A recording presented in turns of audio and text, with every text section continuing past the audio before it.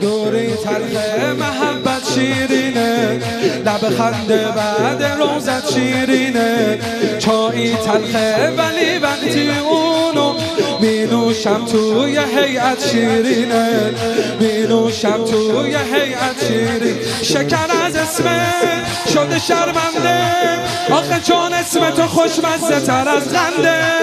دهنم شیرین میشه وقتی که میخونم از تو با گریه گاهی با خنده. شکر از اسمت شده شرمنده، آخه چون اسم تو خوشمزه تر از خنده. دهنم شیرین میشه وقتی که میخونم از تو با گریه گاهی با خنده. ابی عبدالله ابی آقام آقام آقام آقام ابی عبدالله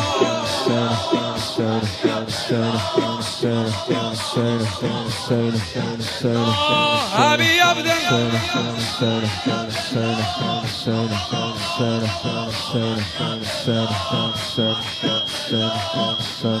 مهر و صلح و سعادت شیرینه، غم با تو در نهایت شیرینه.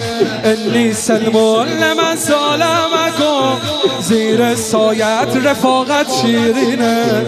انی سلم لمن ظالمکم، زیر سایت رفاقت شیرین.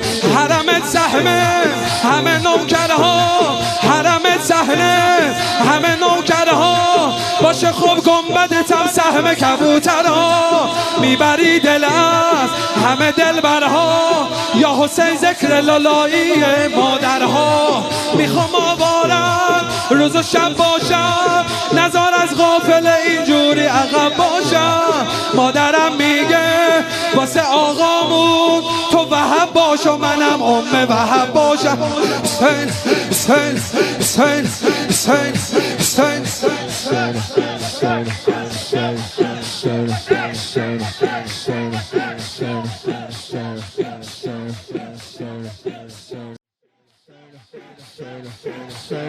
دوری تلخ محبت شیرینه، لب خنده بعد روزت شیرینه. چایی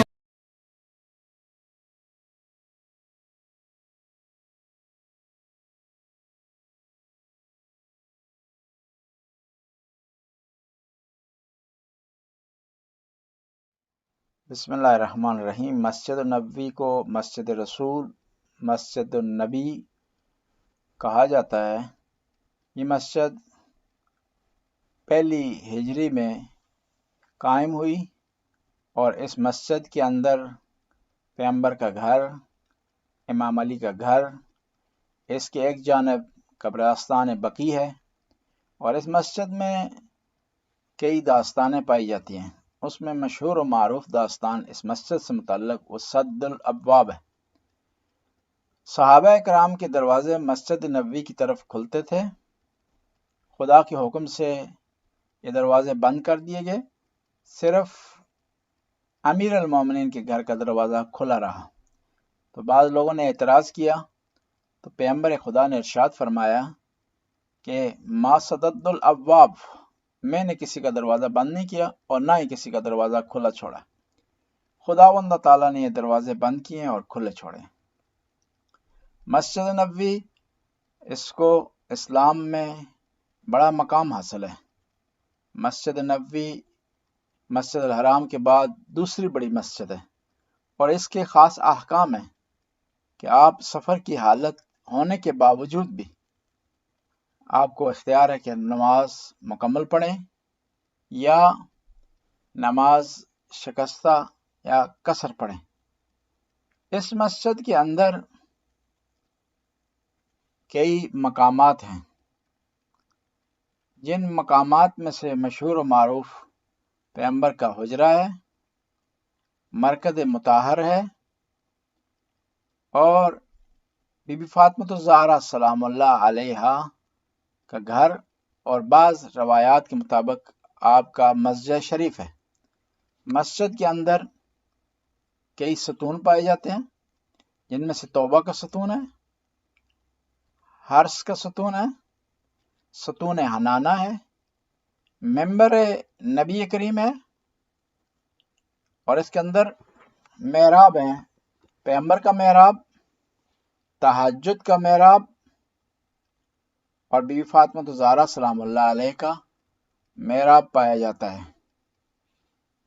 مسجد نبوی ہو، مدینہ ہو، پیغمبر کی، آل بیت کی یادیں پائی جاتی ہیں اس میں۔ مسجد نبوی میں ہر وقت رونق لگی رہتی ہے، لوگ جوک در جوک آتے ہیں، زیارت کرتے ہیں، نماز پڑھتے ہیں، احکام الہی کو بجا لاتے ہیں اور نبی کریم سے شفاعت کی درخواست کرتے ہیں۔ ہمارا عقیدہ ہے کہ نبی کریم موجود ہیں، حاضر و ناظر ہیں، ہمارے کلام کو سنتے ہیں، تسمع کلامی و ترا مقامی، یہ ہمارے کلام کو سنتے ہیں، ہمیں دیکھ رہے ہیں اور ہماری دعاؤں کو خدا کی بارگاہ میں پہنچاتے ہیں۔ یاد رہے کہ مسجد نبوی کے ارد گرد بڑے بڑے ہوٹل بنے ہوئے ہیں جو مختلف درجات اور کوالٹی کے ہوٹل ہیں، جن میں زائرین کو رہائش دی جاتی ہے۔ اس میں سستے سے سستا ہوٹل بھی پایا جاتا ہے اور مہنگے سے مہنگا ہوٹل بھی پایا جاتا ہے، اور بعض ایسے ہوٹل ہیں کہ جس میں کھانا انکلوڈ ہوتا ہے، اور بعض دوسرے ایسے ہیں کہ جو اس میں صرف رہائش کا انتظام ہوتا ہے، کھانے کا انتظام آپ نے خود کرنا ہوتا ہے۔ مسجد نبوی میں بہت سارے مقامات ہیں، ان میں سے ایک اعتکاف کی جگہ ہے جہاں نبی کریم اعتکاف میں بیٹھتے تھے۔ نبی کریم کہ وہ جگہ ہے جہاں نبی کریم سے لوگ ملنے کے لیے آتے تھے، اور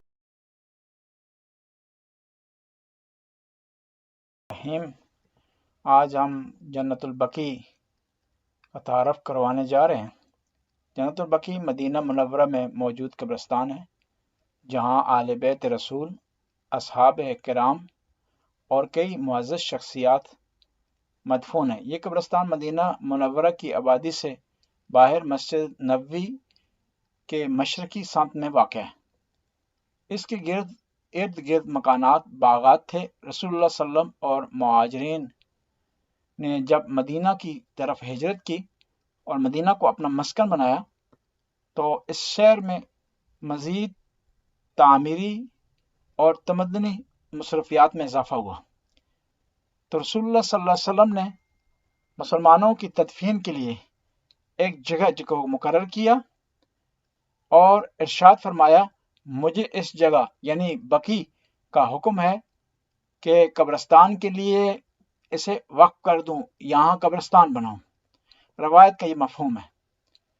نبی کریم نے خدا کے اس حکم کو بجا لاتے ہوئے اس قبرستان کا آغاز کیا۔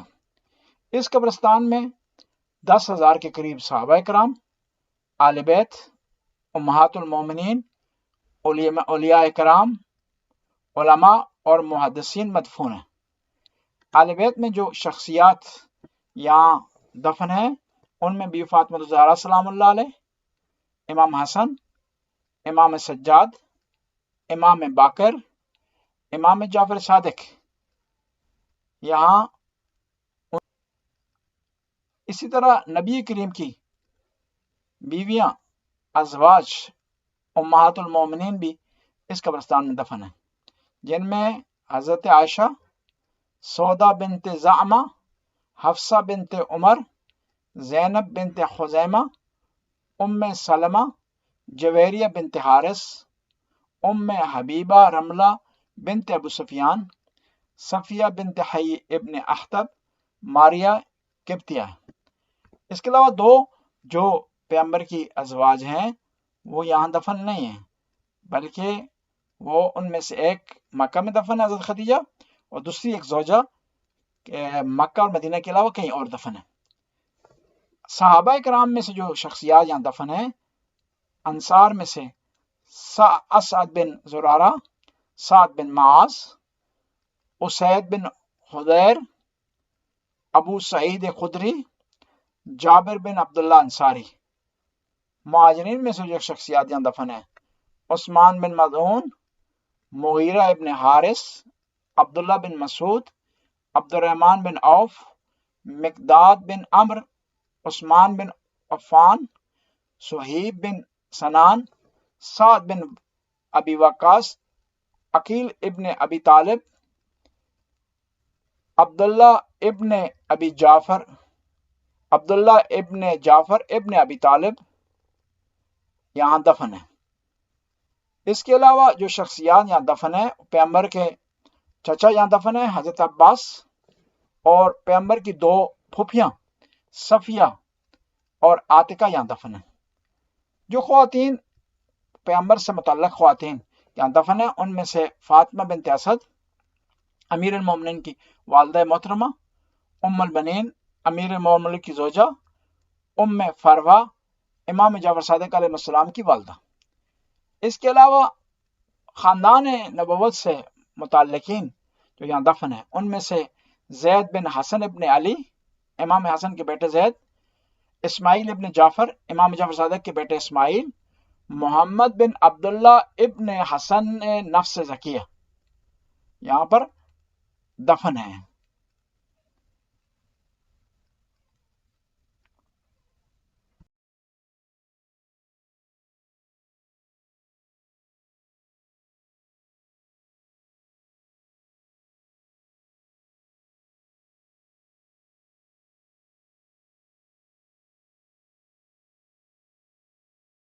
اور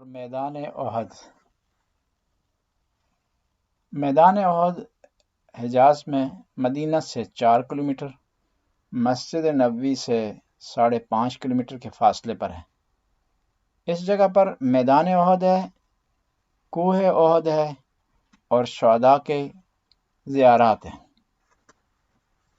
مشرکین قریش کے ساتھ پیغمبر اسلام کی مشہور غزوات میں سے ایک کا نام احد ہے، جو 3 ہجری قمری کو وقوع پذیر ہوا۔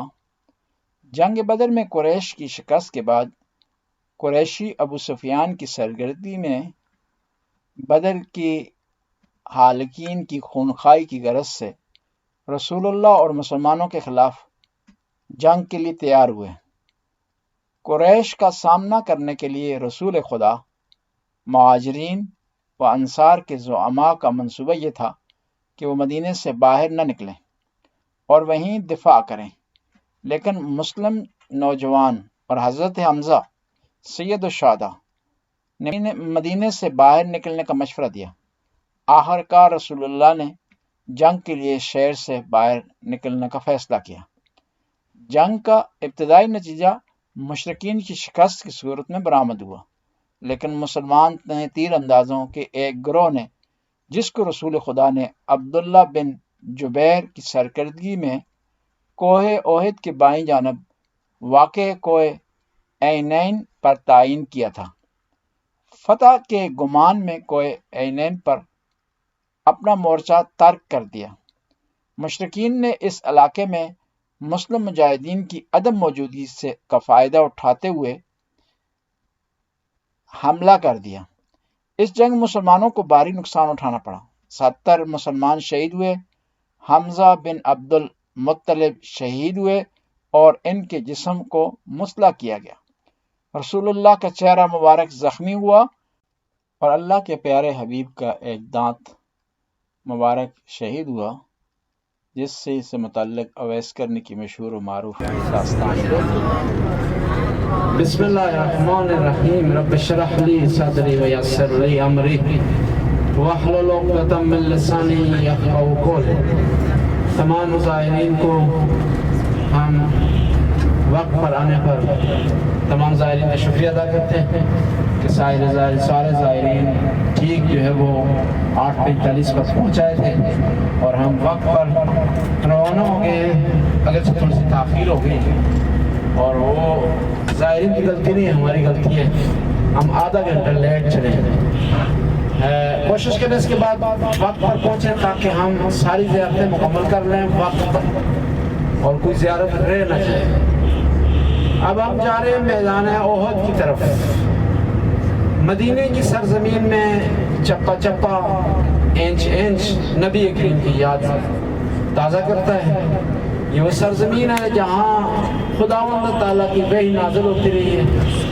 یہ وہ سرزمین ہے جہاں امام حسن و حسین نے زندگی کی۔ یہ وہ سرزمین ہے جہاں بی بی فاطمہ الزہرا تھی۔ یہ وہ سرزمین ہے جہاں پر جبرائیل کے قدم رکے ہیں، اور یہ وہ سرزمین ہے جس کو لائق خدا نے سمجھا اور اپنی وحی کا نزول کیا۔ یہ وہ سرزمین ہے جس کو خدا نے اپنے کلام کے لیے چنا، اپنے نبی رحمت اللہ عالمین کو بھیجا۔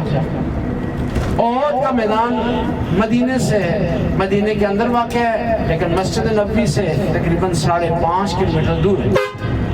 3 ہجری کا واقعہ ہے کہ نبی کریم کو خدا کی وحی کے ذریعے علم ہوا کہ دشمن کا لشکر مکے سے روانہ ہو گیا، اور وہ چاہتا ہے کہ مدینے پر چڑھائی کرے، اور دشمن کوشش کر رہا تھا کہ مدینے کے شمال والی سائڈ سے انٹر ہو اور پورے مدینے کا محاصرہ کر لے، مسلمانوں کی ناکہ بندی کرے، اور مسلمان مجبور ہو کر ہتھیار پہنے۔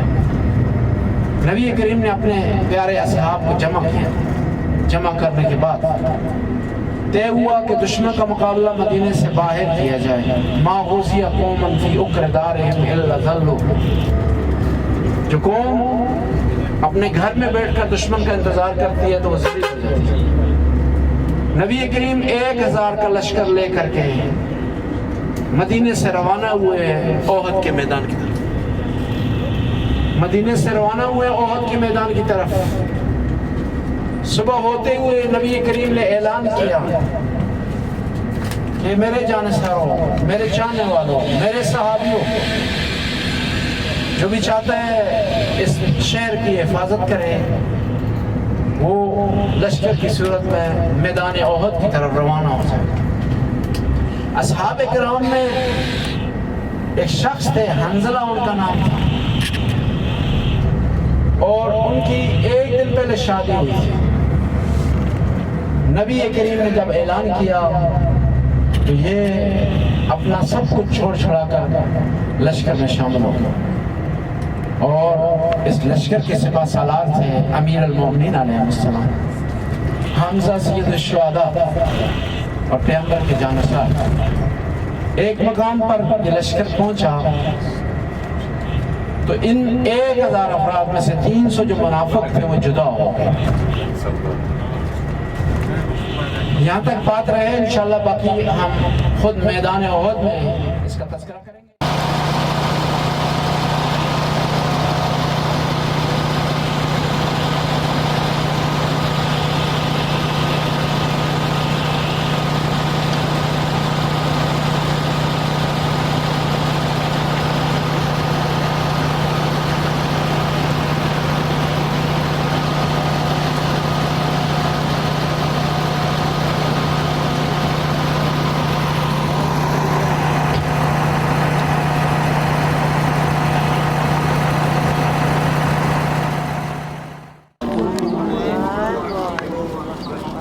آگے سارے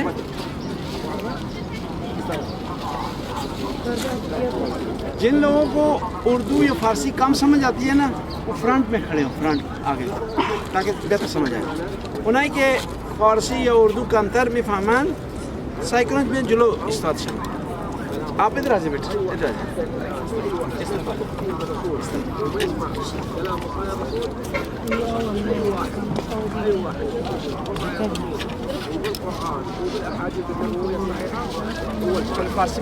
این تپه که شما بالا میبینید، این تپه کنار میدان احد بود. اینجا جنگ رخ داده، جنگ تن به تن بین کفار و پیامبر لشکر اسلام، لشکر پیامبر اسلام. اینجا 50 نفر را پیامبر اسلام گذاشته بود که نگذارن دشمن وارد بشه، ولی حرف پیامبر اسلام را گوش نکردن. موقعی که اینجا مسلمانان دیدن دارن پیروز میشن، اونا اون تپه را رها کردن، وارد میدان شدن. دشمن اونجا منتظر بود، کشت. دشمن از اینجا فرار کرد، کشت، منتظر بود. دوباره از اینجا حمله ور شد، اسلام لشکر اسلام را شکست داد که پیامبر اسلام دندانش شهید شد. 70 نفر کشته شدن و حضرت حمزه عمو پیامبر اسلام شهید شد. یہ جو قلعہ آپ دیکھ رہے ہیں، اس پر جنگ کے دوران، یہاں جنگ ہوئی اس جگہ پر، پیغمبر نے 50 آدمیوں کو 50 लगाई थी کہ وہ خیال رکھیں دشمن کا، دشمن اس طرف سے انٹر نہ ہو. یہ 50 آدمی تھے، انہوں نے پیغمبر کی بات نہیں مانی. دشمن یہاں سے بھاگا، شکست کھا کر پیچھے چلا گیا اور وہاں انتظار میں رہا. جب یہ لوگوں نے 50 آدمی نے یہ جگہ چھوڑ دی، یہاں سے شروع ہوا. 70 آدمی مسلمان شہید ہو گئے. پیغمبر کے دانت مبارک شہید ہو گئے اور پیغمبر کے چچا حضرت حمزہ شہید ہو گئے. اور جب دوبارہ دشمن نے زور سے حملہ کیا، اس کا انچارج تھا دشمن کی کمانڈر جو تھا خالد بن ولید، زور سے جب حملہ کیا تو سارے مسلمان بھاگ گئے. 3 آدمی میدان میں رہ گئے، پیغمبر پاک، امام علی، ابو دجانہ ایک صحابی تھے پیغمبر کے پیارے صحابی، اور ایک خاتون تھی ام عامر، وہ اس جگہ پر کھڑی تھی.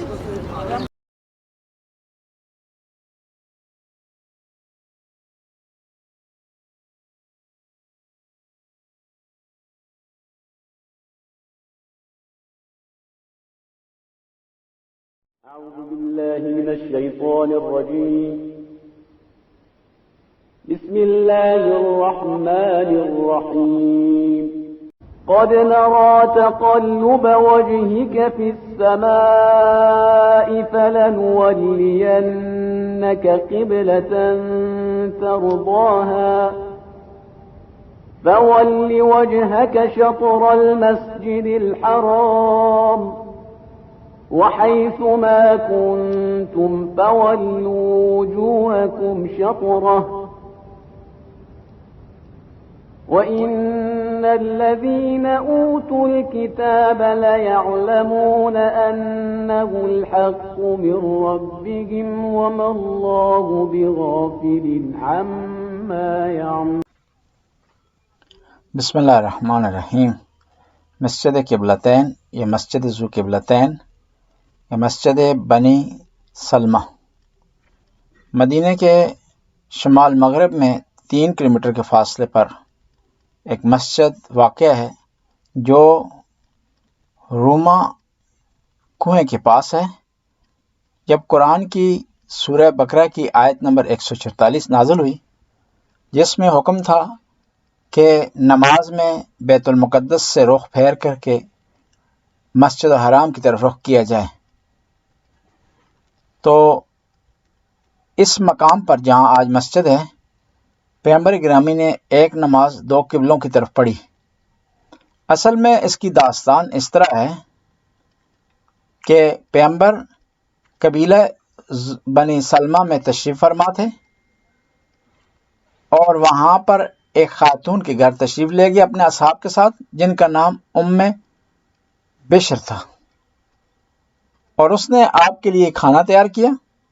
کھانے کے بعد نبی کریم نے نماز پڑھی تو نماز کے دوران خدا کی طرف سے حکم آیا کہ آپ بیت المقدس سے مسجد حرام کی طرف رخ پھیر لیں.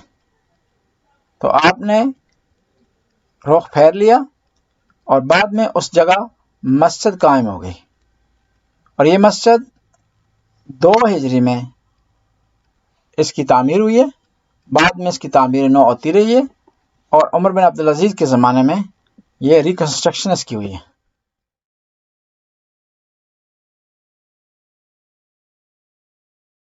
مسجد قباء تاریخ اسلام کی پہلی مسجد جو مدینہ منورہ سے 3 کلومیٹر کے فاصلے پر بستی قباء میں واقع ہے.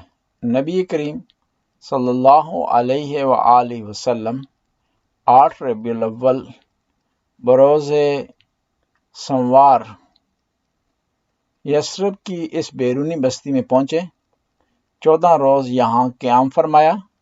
اسی دوران اس مسجد کی بنیاد ڈالی اور اسے مسجد تقویٰ بھی کہا جاتا ہے. کیوں؟ جب مدینہ کی جانب ہجرت کا سلسلہ شروع ہوا تو اس بستی میں آنے والے مسلمانوں نے مسجد بنائی جس میں بیت المقدس کی جانب منہ کر کے رخ کر کے نماز پڑھی جاتی تھی. جب نبی کریم نے ہجرت فرمائی، قباء میں قیام فرمایا تو اسی مسجد میں نماز ادا کی اور یہ مسجد تقویٰ کہلانے لگی. پس خلاصہ یہ ہے کہ اس مسجد کے 2 نام ہیں، مسجد قباء بھی سے کہا جاتا ہے اور مسجد تقوی بھی کہا جاتا ہے۔ مختلف ادوار میں اور مختلف زمانوں میں اس مسجد کی تعمیر نو اور توسیع ہوئی۔ خلیفہ ثالث کے وقت اس مسجد کو وسعت دی گئی۔ اسی طرح عمر بن عبدالعزیز جب مدینہ کے گورنر کی حیثیت سے انہوں نے چارج سنبھالا تو اس مسجد کی تعمیر نو اثر نو کی۔ اسی طرح ترک جو بادشاہ تھے انہوں نے مسجد کی تزئین و آرائش کی اور اس کی تعمیر نو کی۔ 1988 میں اس مسجد کی شاندار توسیع کی اور اب اس کا رقبہ 15,000 مربع میٹر ہو گیا ہے۔ اس میں 10,000 نمازی کی گنجائش ہے۔ اس کی چھت پر 58 چھوٹے اور 3 بڑے گنبد ہیں۔ 4 پرشکوہ مینار بھی اس مسجد کی عظمت میں مزید اضافہ کرتے ہیں۔ مسجد کے اندر نبی کریم کی حدیث لکھی ہوئی ہے، جو گھر کو صاف ہو کر نکلا اور اس مسجد میں داخل ہوا اور 2 رکعت نماز پڑھی تو اسے عمرے کا ثواب ملے گا۔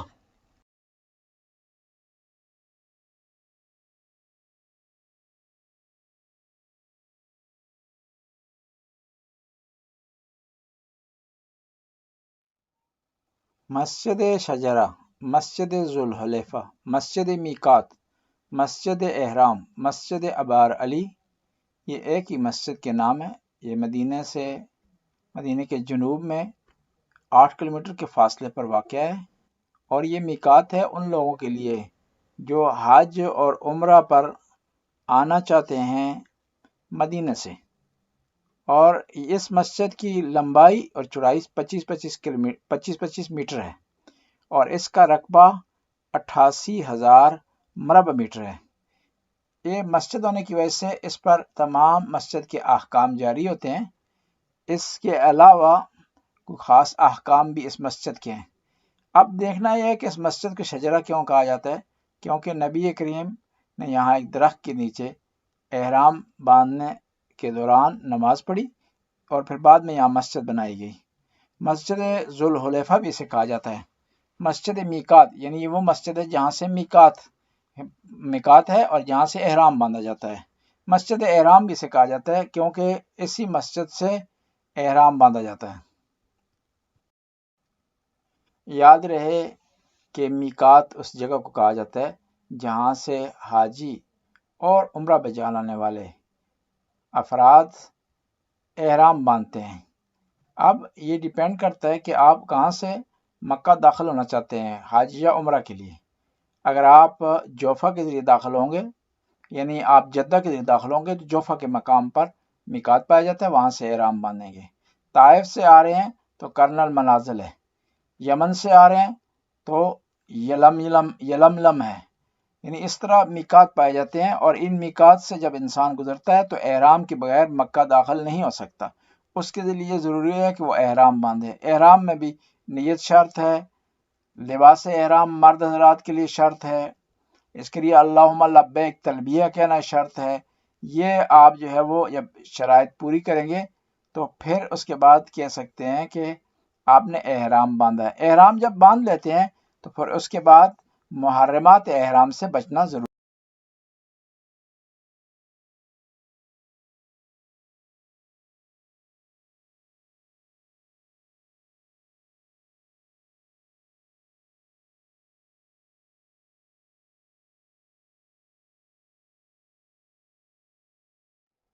بسم اللہ الرحمن الرحیم۔ مدینہ منورہ اسلام کے 2 بڑے تاریخی شہروں میں سے ایک ہے، جس میں مسجد نبوی ہے اور جنت البقیع ہے۔ جنت البقیع میں آل بیت کرام صحابہ اعظام کی قبورہائے مطہر موجود ہیں، جو تمام مسلمانوں کا دل و مرکز ہیں۔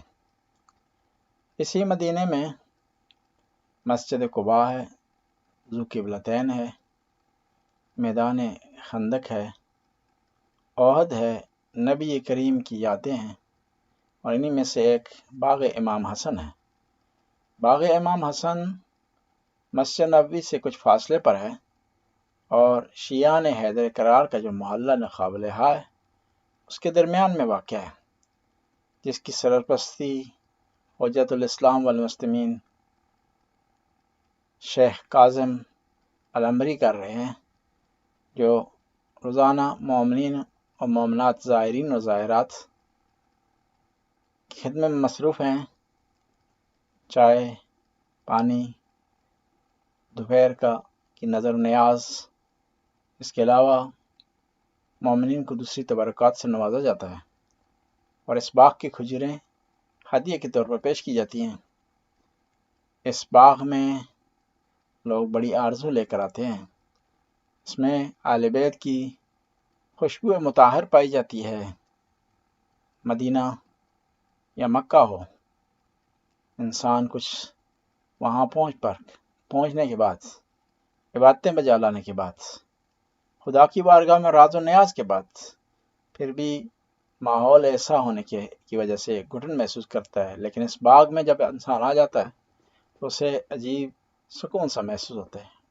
تمام مومنین مومنات کو خدا توفیق دے کہ مدینہ منورہ مکہ معظمہ کی زیارات بجا لائیں، اور اس کی بات جب انسان عمرے کے لیے اور اس طرح مدینہ منورہ کی زیارت کے لیے جائے اور شیعہ ہو، اہل بیت سے محبت کرنے والا ہو، امام حسن سے چاہت رکھنے والا ہو، تو ممکن نہیں کہ وہ مدینہ جنت البقیع، مسجد قباء، مسجد ذو قبلتین، مسجد زہرا اور دیگر مساجد کی زیارت کرے اور باغ امام حسن کی زیارت نہ کرے۔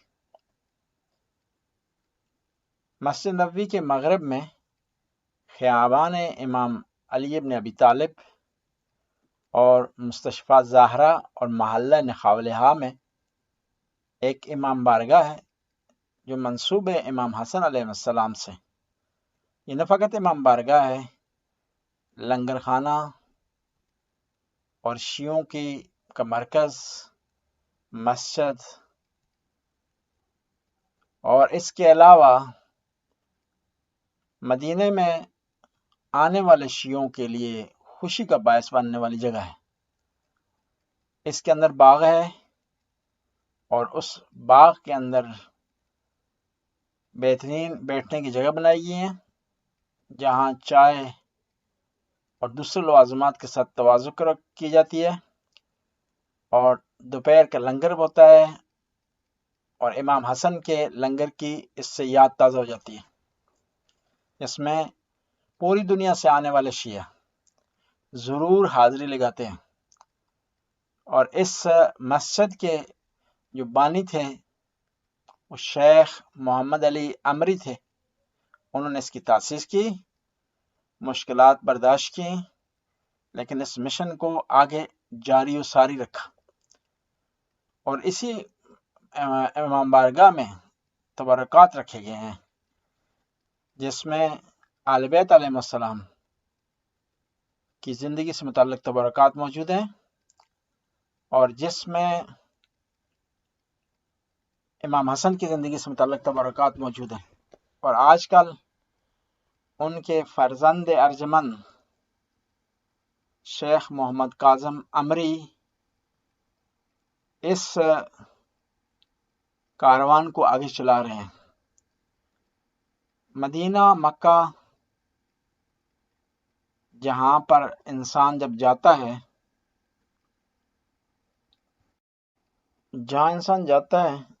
اور بعض اوقات اتنی زیارات بجا لانے کے باوجود گھٹن اور تنگی محسوس کرتا ہے، جب اس کی نگاہ جنت البقیع کی ان قبرہائے مطہر پر پڑتی ہے جن پر کوئی چراغ نہیں، جن کی کوئی رکھوالی کرنے والا نہیں، جن کا کوئی خیال رکھنے والا نہیں، اور اسی مدینے میں جب وہ جاتا ہے امام حسن کے باغ کی سیر اور زیارت کرتا ہے، تو تھوڑا سا اسے حوصلہ ملتا ہے اور امام کی اسے یاد تازہ ہوتی ہے۔